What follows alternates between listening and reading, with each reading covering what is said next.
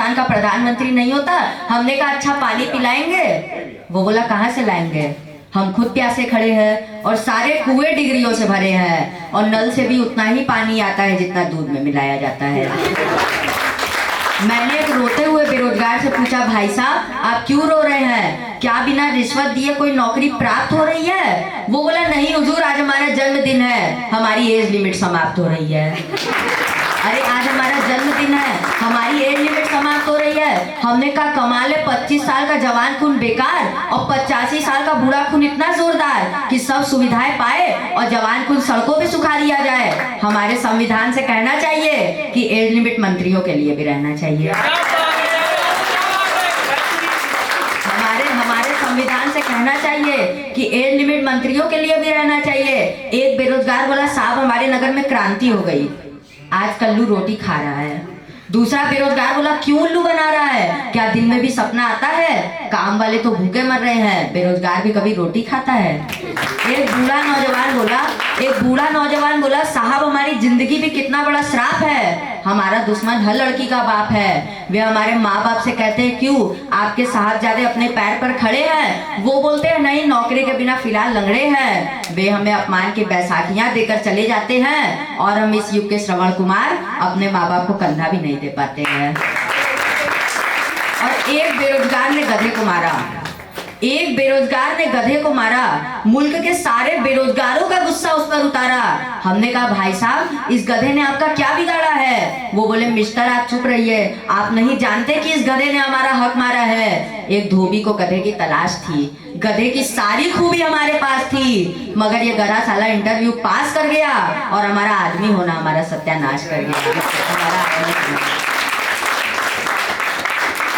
हमने एक व्यक्ति से पूछा आप किस किस्म के बेरोजगार हैं? वो बोले हम भूतपूर्व पत्रकार हैं। हमने समाचार भेजा कि माननीय मंत्री जी अस्पताल में प्रसन्नचित, गलती से छप गया कि मंत्री जी अस्पताल में चित, प्रेस वाले प्रसन्न खा गए, हम अगले दिन फुटपाथ पे आ गए। फिर हमने एक मौलिक बेरोजगार से पूछा श्रीमान आप? बोले हम साहित्य के सेवक हैं, अवकाश प्राप्त लेखक है, हमारी कविता जिस मैगजीन में छपकर आई उसका घंटा धार हो गया, संपादक खुद बेरोजगार हो गया। हमने एक आकृति नुमा इंसान से पूछा श्रीमान आपका शुभ नाम? बोले पूर्ण विराम।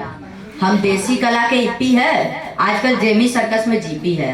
हमने एक चित्र बनाया था, एक सैनिक की जवान विधवा को चूड़ियां तोड़ते हुए दिखाया था, काश उसे कपड़े फाड़ता हुआ दिखाते, उसके जवान अंगों की प्रदर्शनी लगाते तो हमारे चेहरों पे भी शबाब होता, हमारी बाहों में भी सुबह का आफताब होता, पर रंगों का सपना सवर नहीं पाया, दर्शक को अपना ही दर्द नहीं भाया। और आजकल का दर्शक भी कितना स्मार्ट है, हमारे सारे कपड़े फाड़ कर बोलता है बेटा वो नहीं ये मॉडर्न आर्ट है। हमने चलते चलते अंतिम बेरोजगार से पूछा श्रीमान आप? बोले खुद अपने बाप।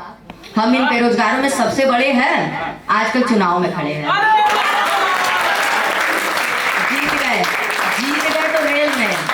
जीत गए तो रेल में, हार गए तो जेल में। मैंने कहा क्यों तानाशाही की भाषा बोलते हो, लोकतंत्र को तानाशाही से तोलते हो? वो बोला मिस्टर जब योग्य प्रतिभा का आत्मविश्वास टूट जाता है तो अंधी प्रेरणाघात अपने आप छूट जाता है। मैंने बोला तब आपका चुनाव चिन्ह क्या होगा बेरोजगार? वो बोला नहीं यार, हाथ में बंदूक थामे गहरी नींद सोया हुआ चौकीदार, डकैतों के लिए खुला इस्तेहार। हमने कहा ऐसा कर दो यार कि 21वीं सदी के आगे प्रश्न चिन्ह छोड़ते हुए, बंदूक की नली अपनी गर्दन की तरफ मोड़ते हुए, घोड़ा दबाता हुआ इंसान, न जिसके लिए जमीन न जिसके लिए आसमान, बारूद का धुआं इतना गहरा हो जाए कि अपने आप घबरा के सवेरा हो जाए, अपने आप घबरा के सवेरा हो जाए। तो मैं आपको एक दो और कविता सुना देता हूँ छोटी छोटी, क्योंकि टाइम कम हो गया, तो वरना मैं आपको एक कलयुग पर कविता सुनाता बहुत लंबी है, पर एक मैं छोटी सी सुना देता हूँ कि एक कवि सम्मेलन में हम एक कवि की कविता मंच पर अपने नाम से पढ़ गए।